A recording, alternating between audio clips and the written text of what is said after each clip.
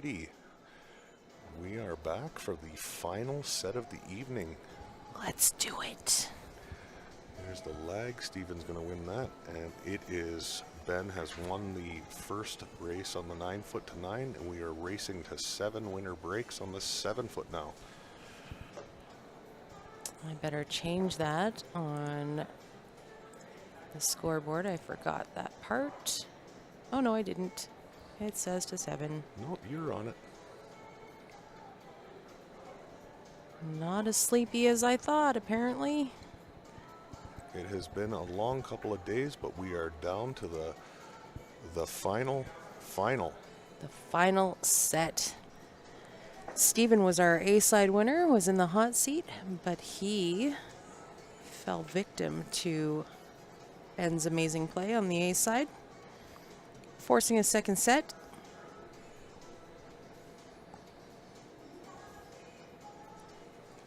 So we're going to play 10 ball on the 7 foot, racing to 7.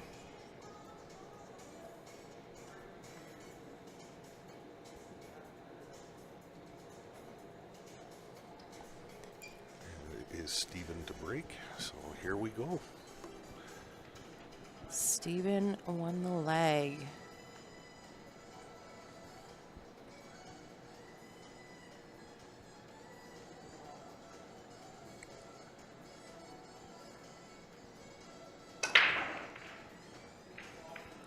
Another big break by Steven. Made the 9 ball in the side. And he's got to look at the 1 ball here. I'm not 100% sure if it passes the 3 or not. Or if he's going to have to play some sort of a combination. He's eyeballing it. It must be really close.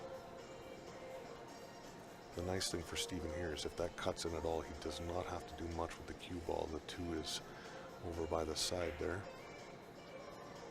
So he should fall naturally onto the 2 ball. Oh, he actually hit it so good that he came above it. Wow.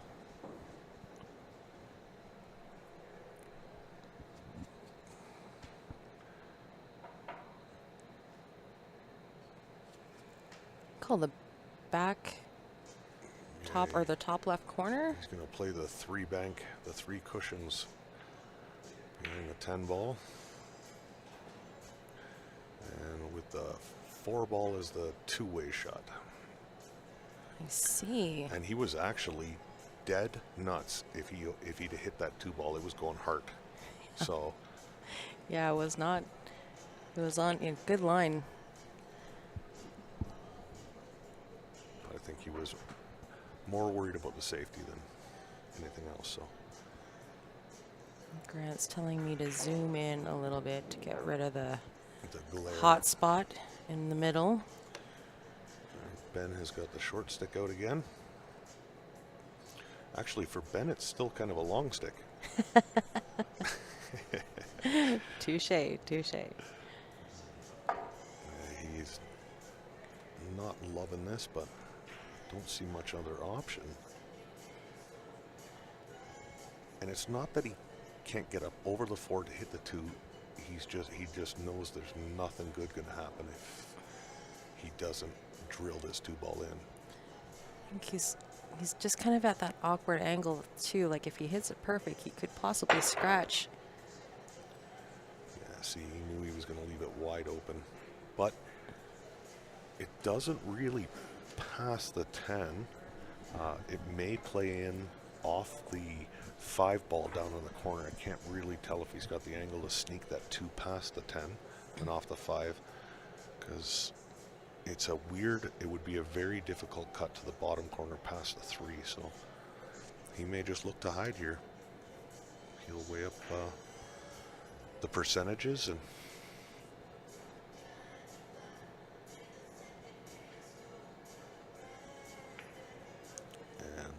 the hide and seek was the best percentages, I guess. Looks like Ben again. He's got a shot at this 2, and I think he does have kind of like 3/4 of the ball. Maybe he's even got the full ball. Hard to He's- see from here. Yeah, he certainly has enough of the edge, though, to flick that over kind of in the 5 and 10 area and go 2 rails around behind the 6, 7. Ah, actually, he had more, but he could get behind the 3. You called it, Steph. He had a lot more ball than it looked like. We're sitting off to the side, kind of right behind the bottom right pocket. So off slightly. We don't get a straight on view of this table, so tough for us to kind of gauge the angles.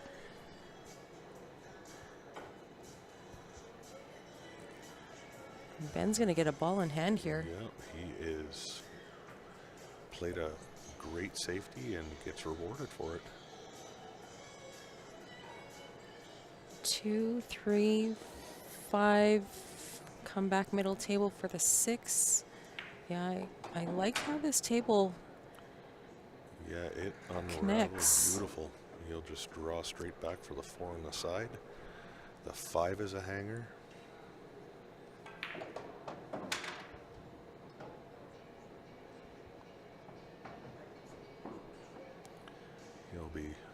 He'll be looking to punch this down table a little bit.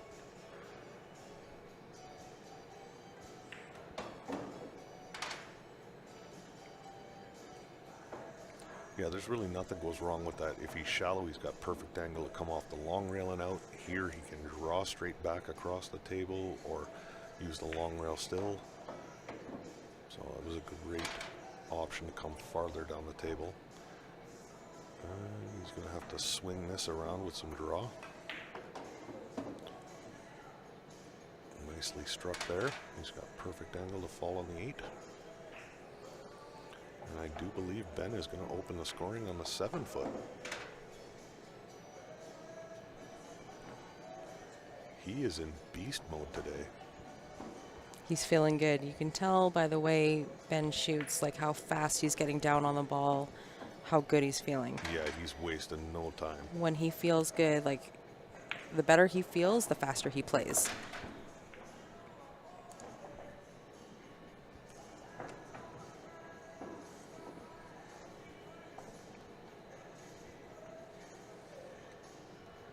And we are playing the winner break format, so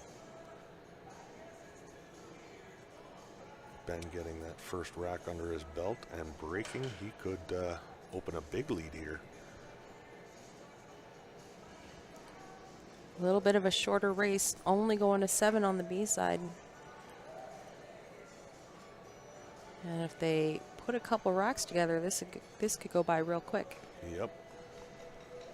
And I was watching Ben when he was warming up at the 7 foot breaking earlier. He was breaking really good, so.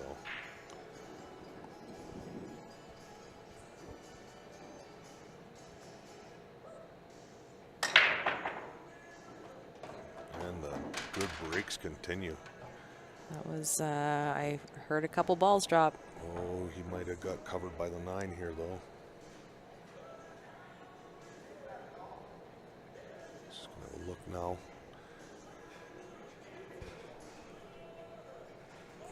Yeah, I'm thinking, I don't know if he has enough to twist that 1 ball across table to make the combination on the 6 ball, but. Yeah, it's hard to see how much of this ball he actually sees.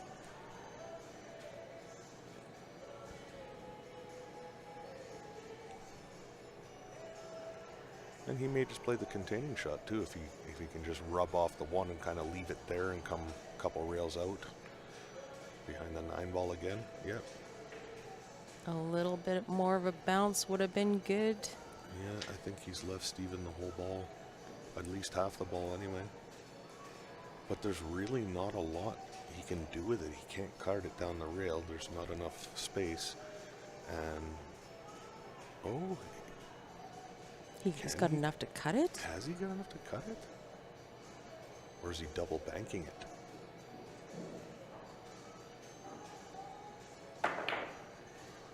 He double banked it. Oh my Can you God. believe that shot? Great shot.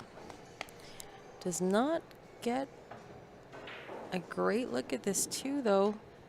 Yeah, he has not gotten the rolls after making gorgeous shots tonight. Even on the 9-foot, he was breaking like a monster and never had an open shot afterwards. But, you know, he taking what the pool gods are giving him and working with it as best he can. Ben gives him a little love tap. Good shot on the 1 ball. That was a great shot. Yeah, and like, look at the space that's between the 6 and the 4 to come off that second rail and through there.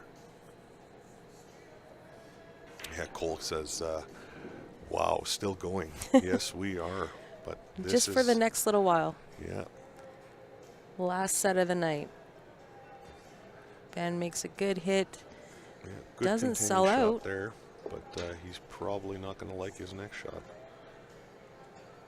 I don't know if Steven can get that up past the 8 and weld him to the back of the 8, but if not, he'll probably come back down below the 10 and 5, because I think he can spin the 2 rails.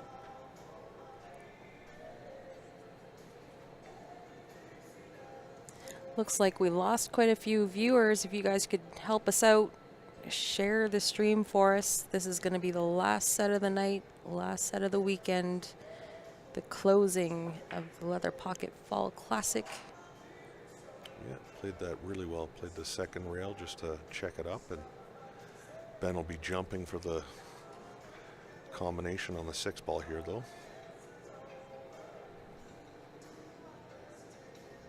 And this will be all out. There will be no thought of safety here. This is pure jumping to make it. He's just got to hope that he gets a favorable bounce on the 2. Did he call the 6? I believe he did.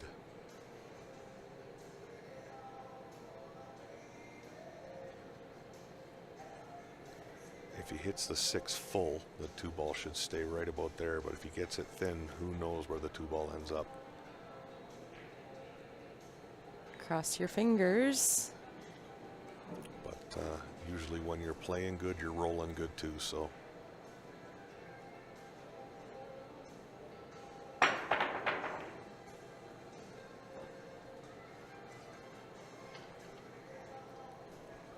Yeah, he's not completely thrilled with how that turned out. No. Made good contacts, not giving ball in hand, but Yeah, he was still a little timid on that shot, still trying to control the 2. And just didn't quite cut the jump enough into the 6.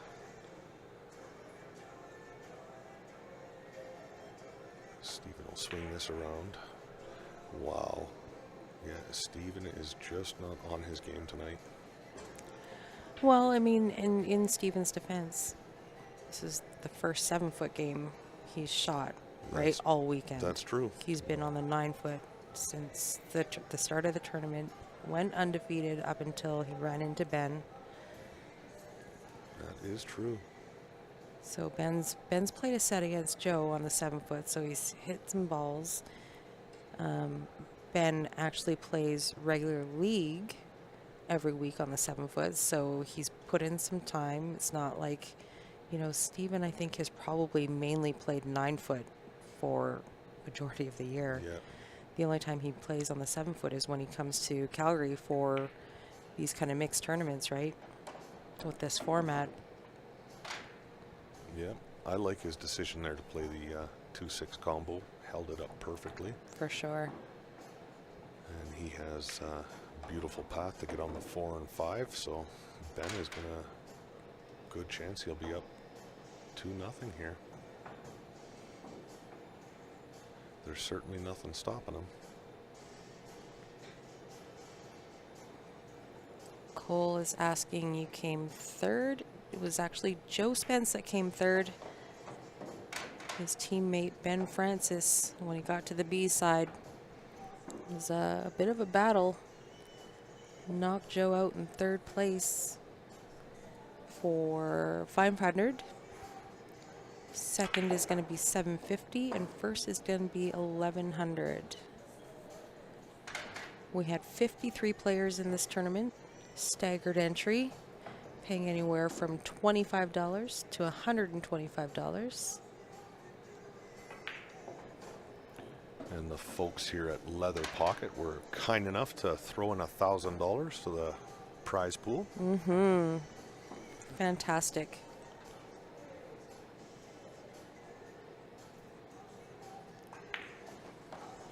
Yeah, Ben is just, he's not going to miss. He is not going to miss tonight. He is definitely taking advantage of all the opportunities.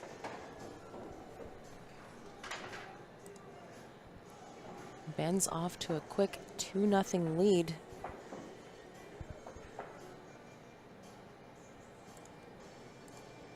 Quick shout out here to our friends at the Leather Pocket. Always great hosts, doing so much for the players. They actually put up a cue draw for all the entrants. And Steven was lucky enough to capitalize on that win. He picked himself up a new Predator cue. What was that, a road line that he won? Yeah, a road line with the 30-inch 314.3, the new one. So he was quite happy about that. Cannot make any complaints about that. What kind of pool hall does that? So nice that they can do that. Right? And I think Ben's come up dry here. One ball's a hanger too.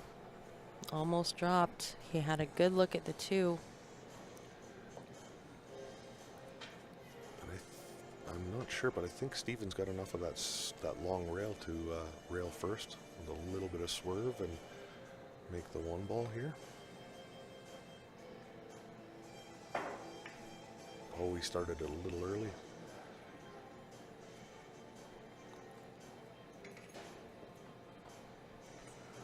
And he has given Ben another great look at an out. Nothing tied up at all again. 7 ball's a little funny on that side rail, but the 8 ball's right there too, so he doesn't have to do a lot to get from 7 to 8. That is the only trouble ball I see on the table, or anything that could cause a little bit of trouble anyway.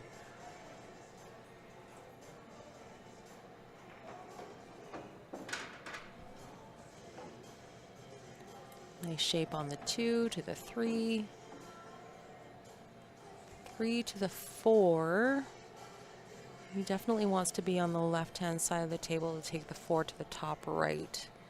I think it does pass by the 10.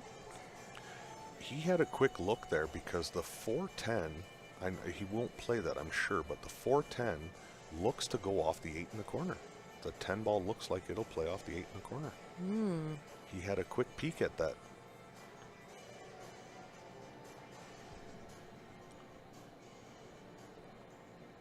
I think that's an in case all else fails shot, but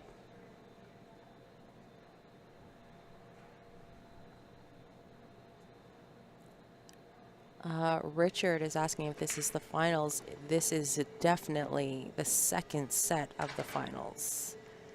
So this will definitely be the last set of the night.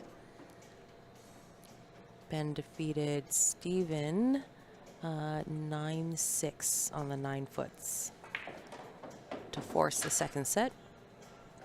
oh, he got absolutely perfect. Nice shot. I can just draw straight back, past the side pocket for the 5 in the bottom right-hand corner.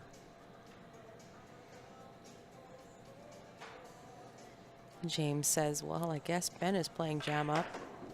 He sure is. There was no question. Do you think we have the power to go wake up the people that went to bed? Don't worry, they'll watch it in the morning. I don't know if I have that power, but I sure hope they watch in the morning.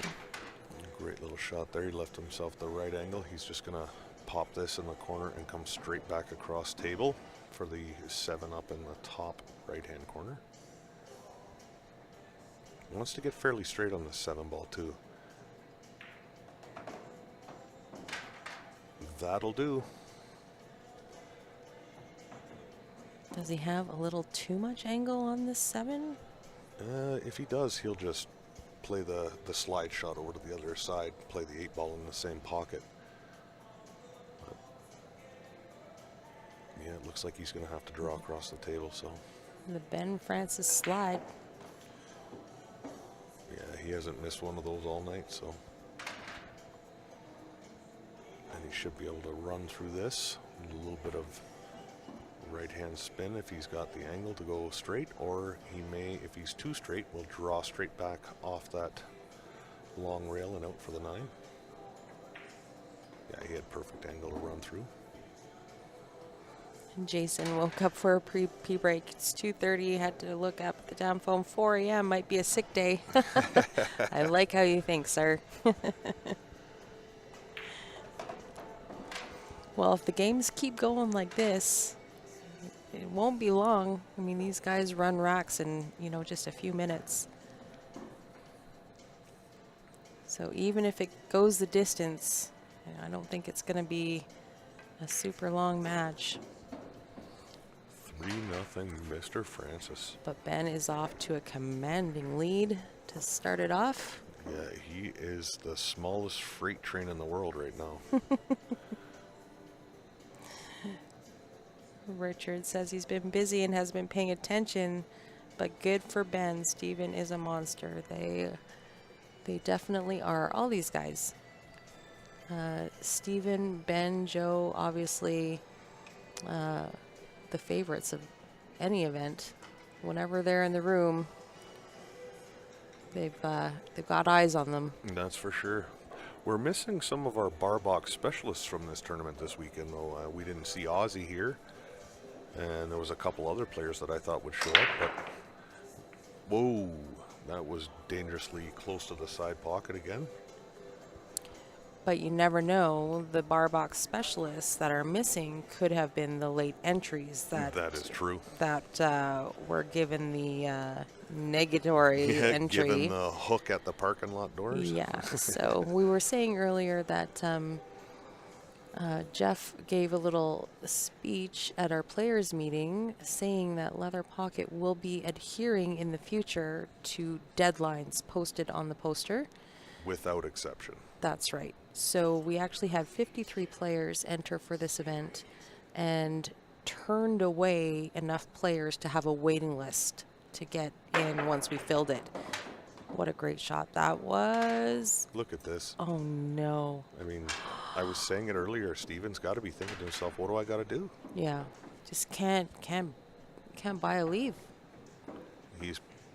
The scores are not reflecting how good Steven was playing. He's just not gotten any love from the gods, the table, the balls, anything.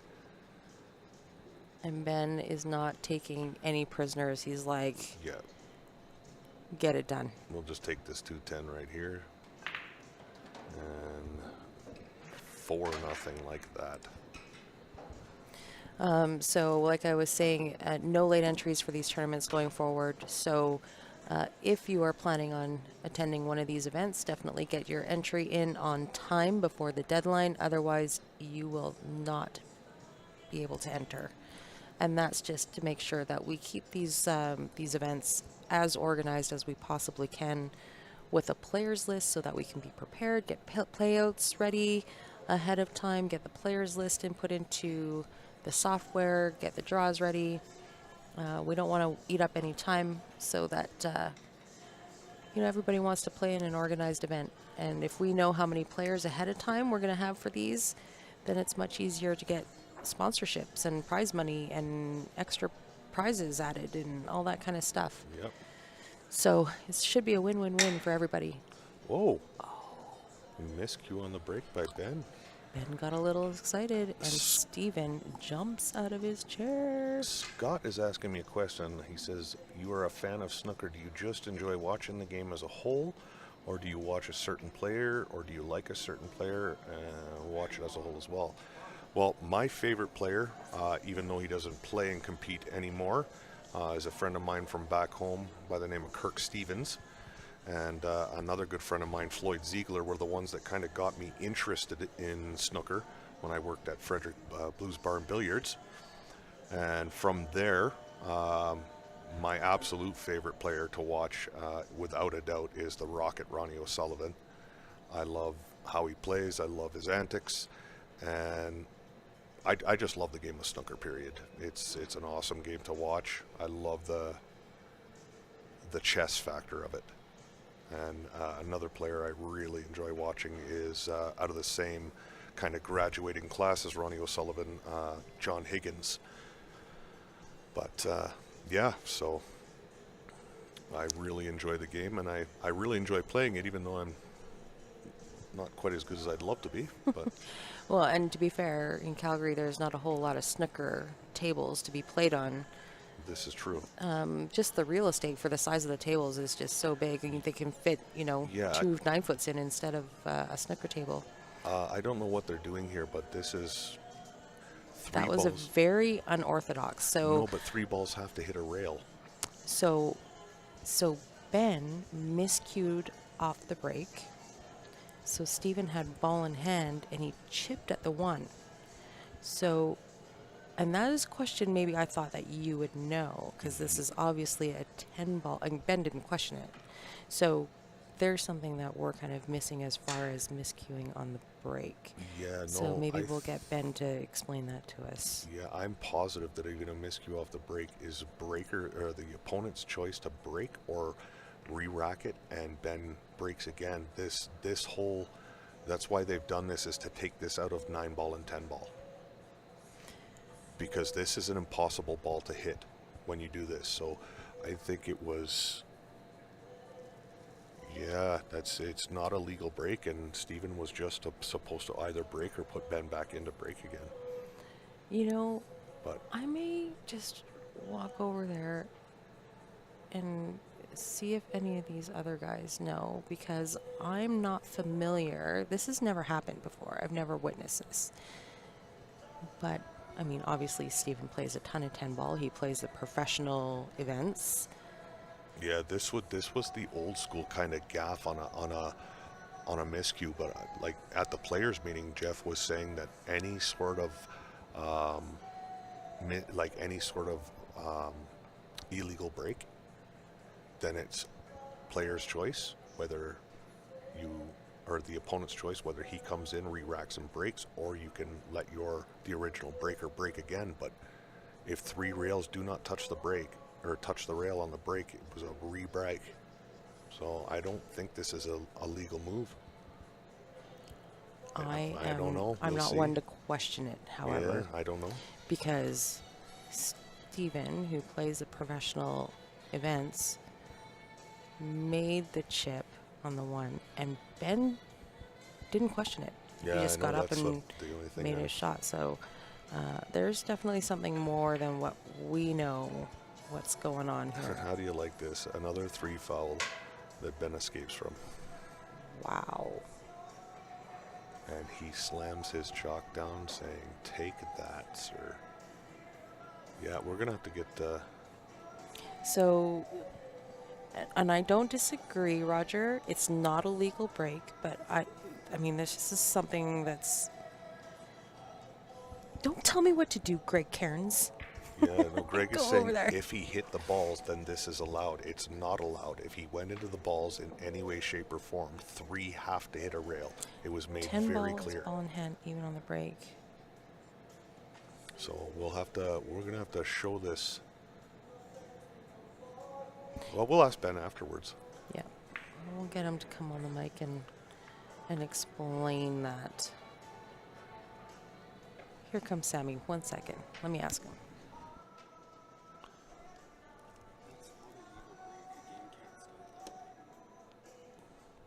Yeah, so we're getting confirmation right now. That's not a legal break.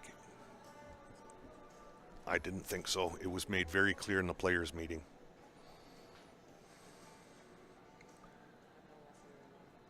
So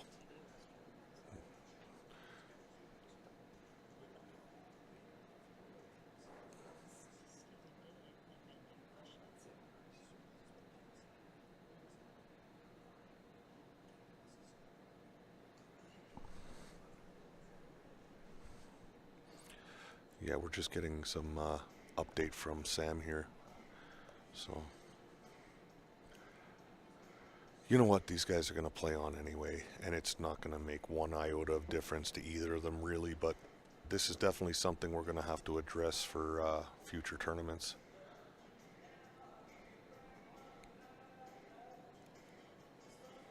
But yeah, I remember when, this was the thing that you did to a player that miscued on the break back in the day, but they've gotten rid of that by adding the ball's hitting the rail rule, or Yeah. it's a re-break, no matter what. Yeah, I am not TDing this event, Yeah. and I'm not going to go over there and volunteer my opinion when these guys are in the middle of something. Yeah, so I mean, and that's Grant, and he's probably right. I would say I favor what he's saying. However, like I said, I'm not going to go Yeah. over there and volunteer my Nope, opinion me neither. unless they question it.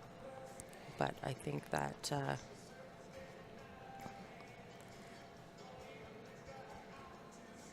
it's kind of like one of those things, like as a referee and somebody makes a blatant foul, like I can't walk up there and Right. say, hey, that's not allowed. The player actually has to come and inquire. No, this is not a house rule. This is pretty much a standard rule. Even in pro play, you would never see that if a pro miscued. It's a re-break right from the jump, or your opponent has the option to take the break from you.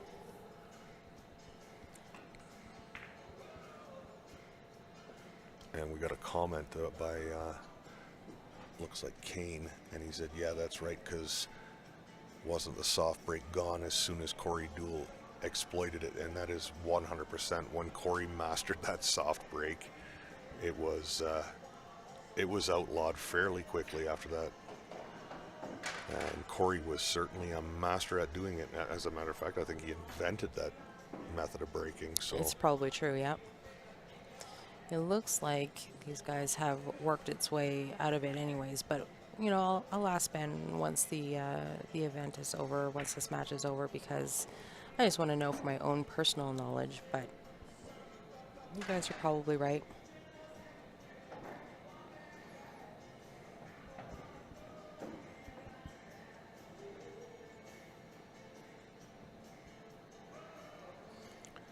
yeah, it was. We got Camden asking player rule. It was just for this event's format.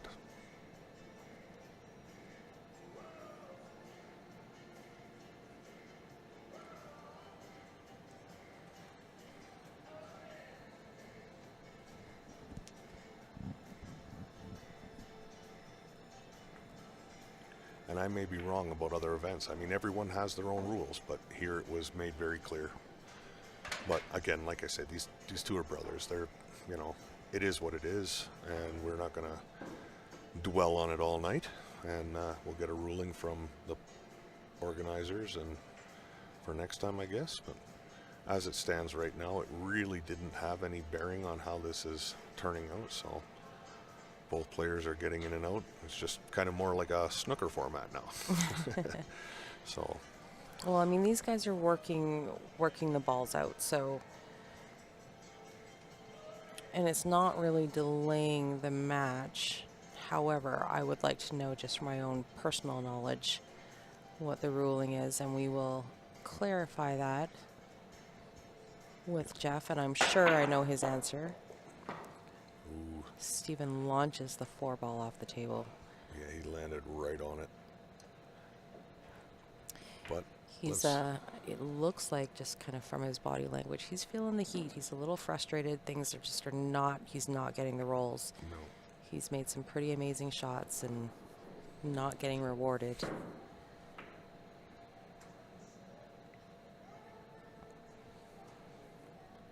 Ben's just having a look here to see if the 6 passes the 7 into the lower right corner. If it does, he'll leave himself kind of a straight angle into it so that he can open up the 7, 8, and 10.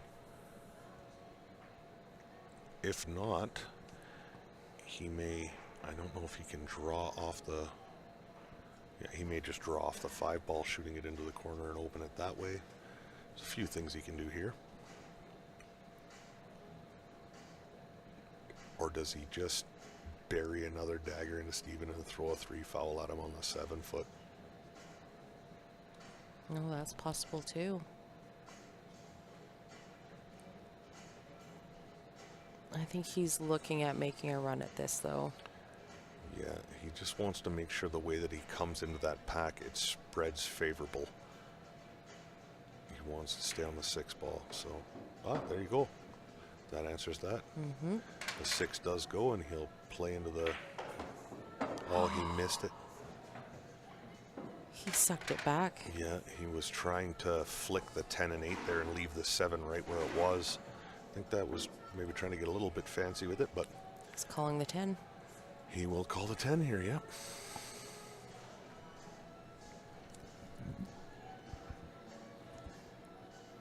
Sammy's coming up to me with the rules. Are these BCA rules or CSI rules? BCA. You begin the rack with ball in hand behind the head string. The break is not a called shot, and you may not call a ball on the break. The cue ball must contact the 1 ball before any other ball or cushion, or it's a foul. You must either legally pocket a ball or cause at least 4 object balls to contact the 1 or more cushions, or it's a foul. Okay, so the situation was the original breaker miscued. Oh, look at this. on the How do you break. hit it? Wow. What a kick shot by Ben Francis. Wow. He got the thin side of that 7 ball and threw the 10 right at the corner because it was not lined right up.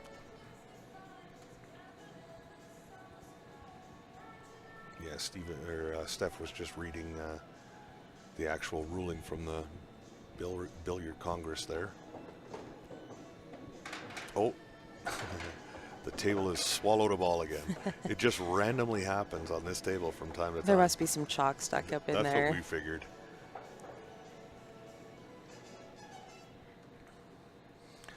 And Roger says karma. I don't know about that. Maybe yes, maybe a little bit, but And he stood up on that break. That's why he miscued. He just popped up a little early, tried to give it a monster break. Got a little excited.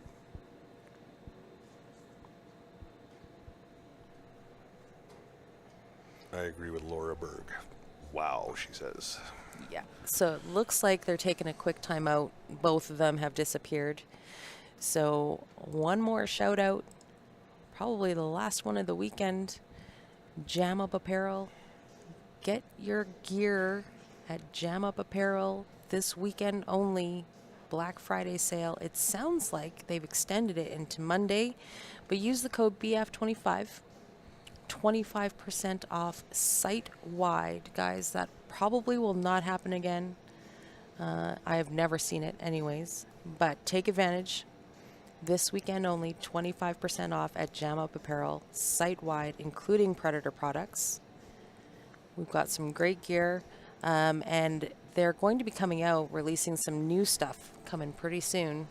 So keep your eye on the website. Blake, you're still awake, buddy? What are you doing up at this time, Balake? He says he had to chip 75% of that ball to make it. Wow. And I guess Joey decided maybe not to go into work tomorrow because she commented awesome. So she's not just listening instead of music. She is still watching. Are we still having a virtual slumber party, Jerry? Nick says easy shot. Easy for Ben. Yeah.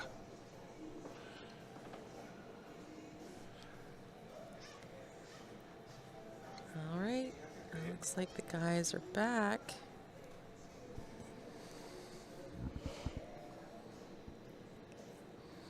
Ray says, this Ben guy seems like the house player. I only ever see him on this stream. So we actually have a select few players that are on the same team. They have won the VNEA Masters 4 times in a row. A few of them are now over the skill level that is able to play at VNEA. So I don't believe they're going to continue.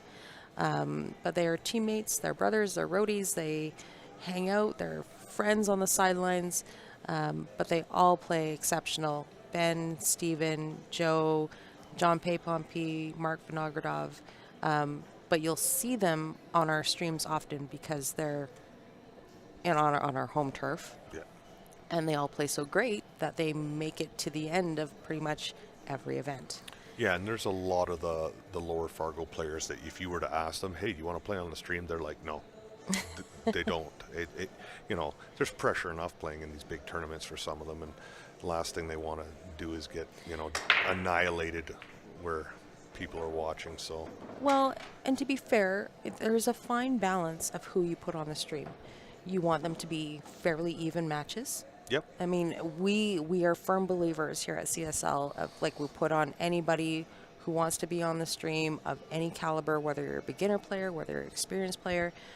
But what we don't want is obviously somebody to be humiliated on the stream, right? You don't Exactly. want a blowout.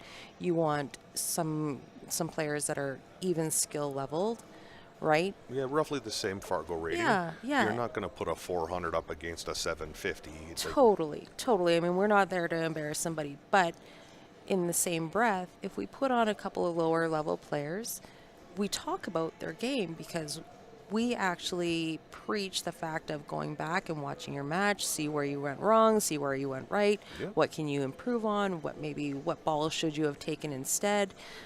We try to offer, our 2 cents of maybe what could happen, what would have made it better, or another option, right? So you'll see these guys on a lot of our streams because they typically make it deep into the tournament, right? And we always like to show the finals and semifinals and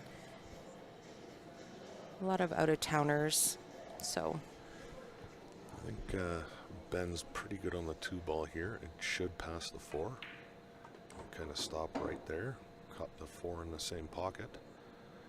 Now, my question is, with that angle and being hampered by the 7, can he get across above the 5? Because I don't think the 5 passes into the side pocket. The 8 is blocking that, and the 10 is blocking the path to the bottom right-hand corner. So can he dig into this cue ball enough to get it between the 5 and 7 gap and not into the side pocket? Or does he hide?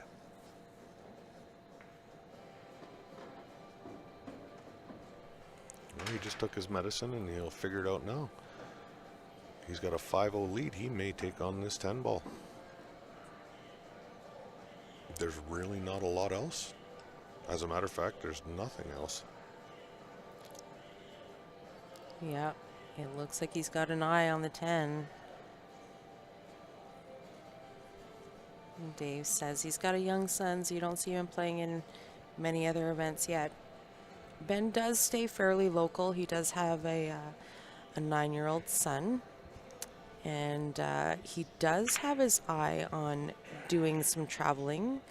However, he doesn't want to be gone too long with a young son at home, and obviously traveling, especially for Canadians, is super pricey right now. Flights are expensive. Hotel rooms are expensive. Most of it's, majority of it's in USD. Our exchange rate is killer, right? So The US dollar just seems to keep climbing. yeah, so it's not easy for the Canadians to go and travel these pro events, in Vegas or. That just leads me to believe Steven has kind of mentally thrown in the towel here. So that's unfortunate. I haven't given up hope yet, though. Steven, No, I'm like I not. said, has got this uncanny ability to really bear down. But when Steven's even in comeback mode, he struts. He's got his arms down, dragging his cue away from the table when he misses. He's just gutted. It's been a long night for him, and he's taken a lot of beatings from rolls, and I think he's just Agreed. had enough. Agreed.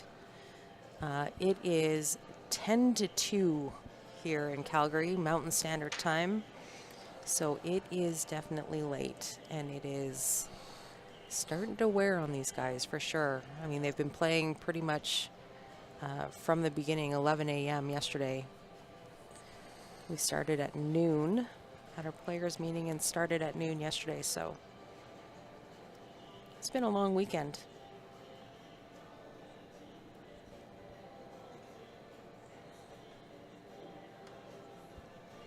If any of you viewers out there are looking to sponsor any of these great players, send us a message. We will get you in touch. It's not that they don't want to travel. It's just a matter of how feasible is it. Yeah, finances. I think you got to remember these guys are really young too. So, with young families at home, Stephen's got a beautiful young daughter at home as well. So it's tough. And I mean, Stephen gets out to some of the events, but believe me, he'd love to be at all of them. Yeah. Well, and Steven's actually fairly fortunate. He's got some sponsorship behind him, right? So Yes, he's he able does. to make it. Ben hasn't had a whole lot of exposure. Same with Joe. Yep. Joe's in a position where he's still single. He doesn't have anything really tying him down. So if he's able to, he'll try and make some of these bigger events, right? Yep.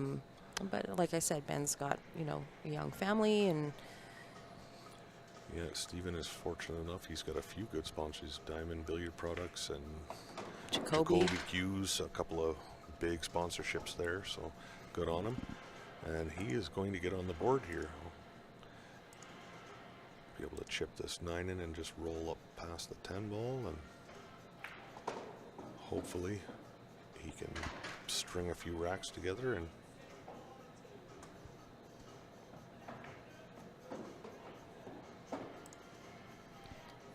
Yes, Stephen is on the board. This could be a TSN turning point. For those of you in the U.S. and don't know what a TSN turning point is, because I don't think you have TSN, they've got the ESPN, right? Espen. The ESPN. What we call it here in Canada is our sports channel is TSN, and they always have like a TSN turning point where the tables turn. So this could be Stephen's turning point.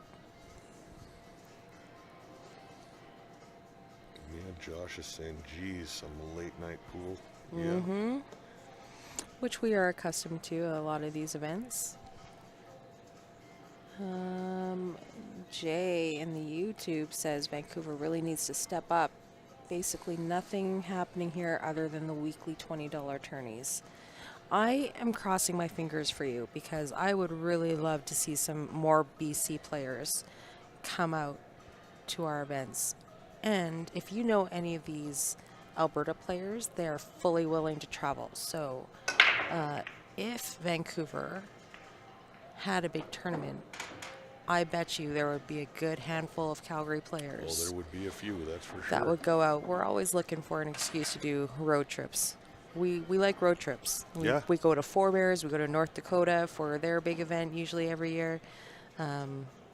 Go into Montana, Spokane, Billings, go up to Edmonton. So yeah, we'll go out Penticton way too.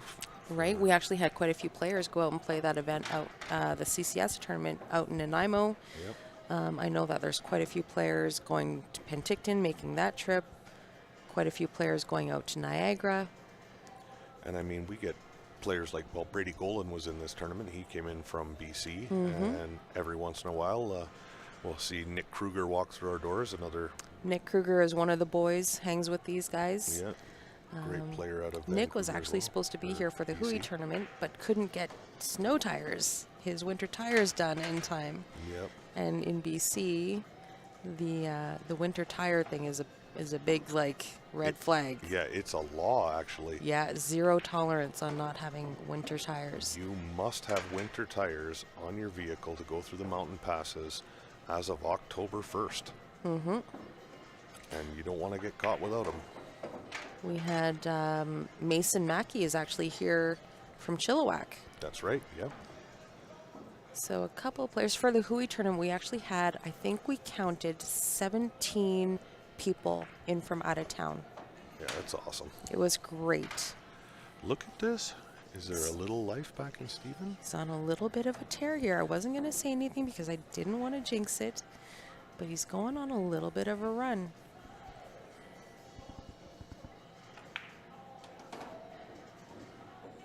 I like it. I like it. I just don't understand why he, well, I'm not Steven, but he seems to want to roll so close to his next ball. And I think that's, it's cost him a couple of times tonight over rolling. And I mean, that he's hit really good, but I mean, when I'm watching like, you know, Joe and Ben play and they're coming around those two rails, they're only trying to get to kind of center table. Whereas Steven is really trying to pinpoint and get really close to his work. Or maybe I'm wrong and he's not trying to do that at all, and it's just part of the roll fest that he's getting tonight. Well, I mean, and to be fair, like I said, Steven's been playing a lot of 9-foot. So to adjust to a table that's 2 feet shorter, you know, sometimes it's hard to change gears. True, And that is like one of the elements that I love about these events where we go from the 9-foot to the 7-foot. The stronger player that is typically favored on the 9-foot is not necessarily the favorite on the 7-foot, and vice versa. The bar box player kind of struggles on the 9-foot. So it's Steven, whoever adjusts the quickest. yeah. Steven to break here.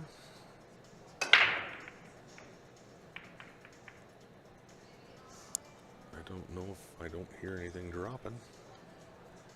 Yeah, he has come up dry. And if I'm not mistaken, I think he actually took a little off that break. Yeah, It he wasn't didn't as hop at his- monster as he typically would and break. We've got a little cluster on the right side of the table with the 7, 9, and 10 here. That's going to definitely need to be addressed.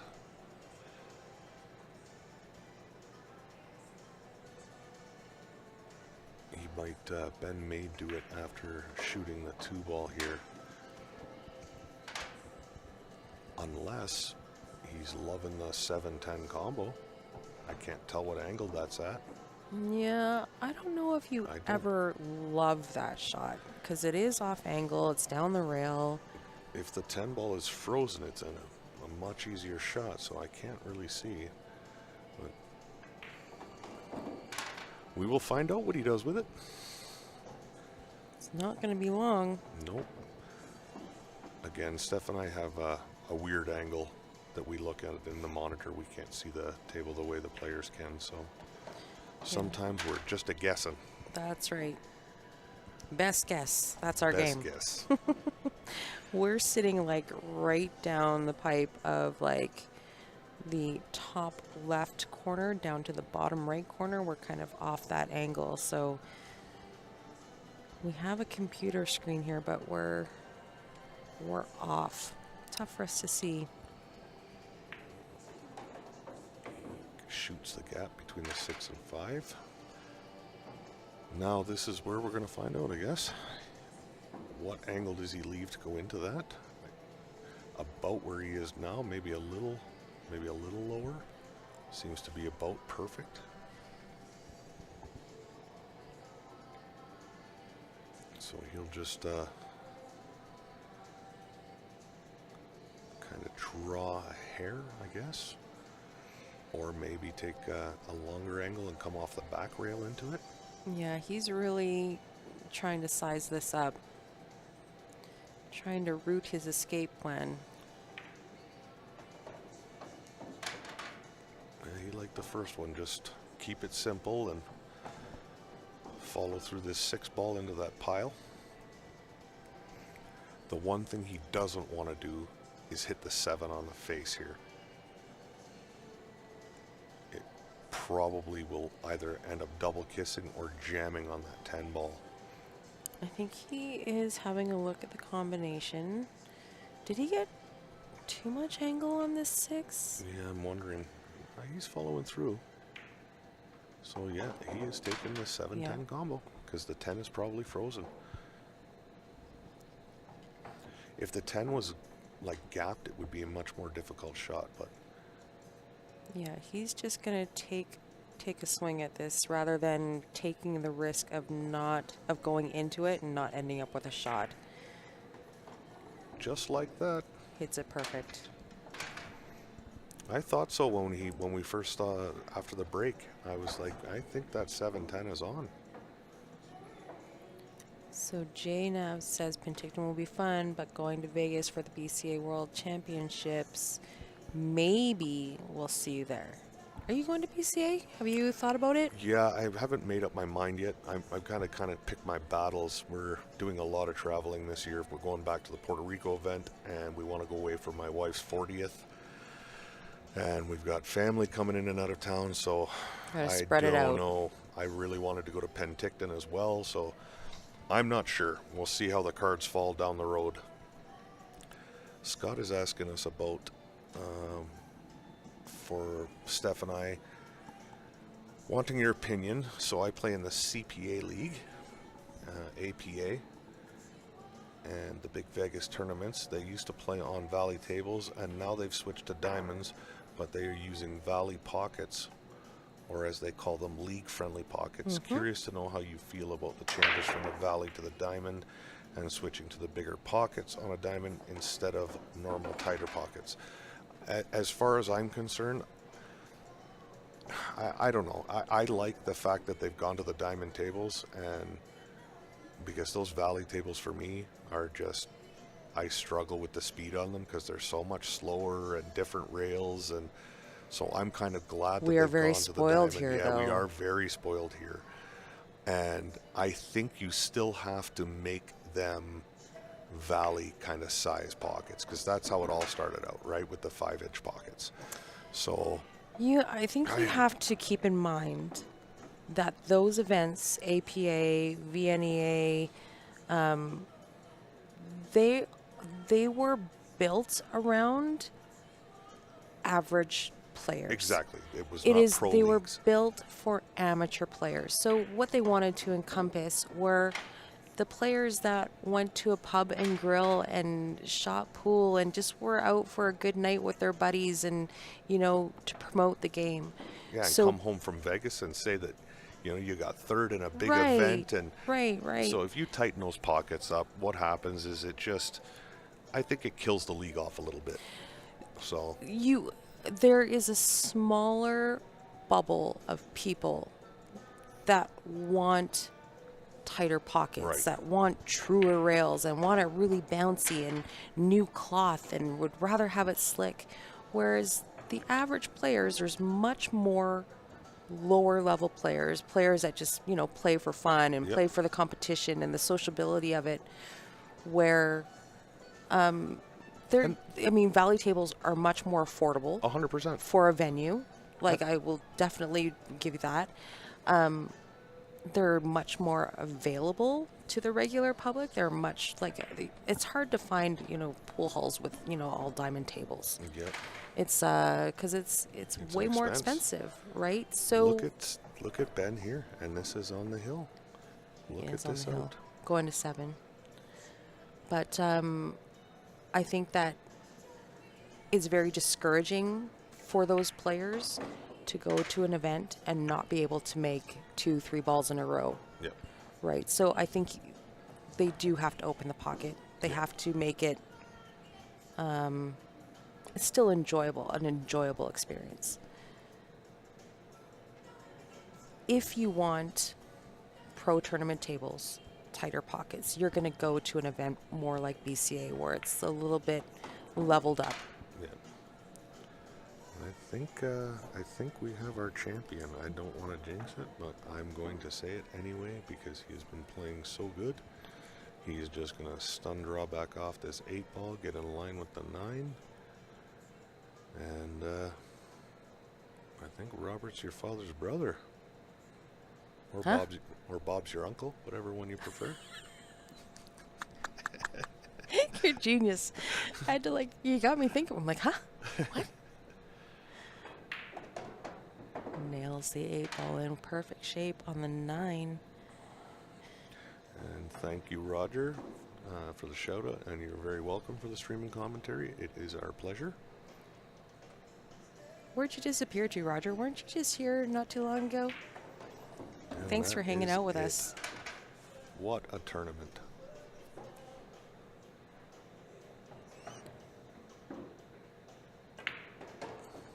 Wow. Wow. Good shake of hands. What a tournament. Ben is tickled pink. Yes, he is. We've just got the double fist pump. Champion. Ben Francis. He was due. Yeah, he's been looking for this win for a while now. And to double dip Stephen Holm, Yeah. that is no easy feat. So, Got him right in the Fargo. congratulations to everyone that played the tournament this weekend. It was awesome. Great turnout. Awesome finals. Thank you, guys. We appreciate you hanging out with us right into the wee hours. It is 2 a.m. here, just after. But thank you guys for hanging out with us all weekend. We really enjoyed your company. Just a couple things. We're going to give a quick shout out again to Leather Pocket here in Calgary. If you guys have a chance, we would love to see you here. Check it out.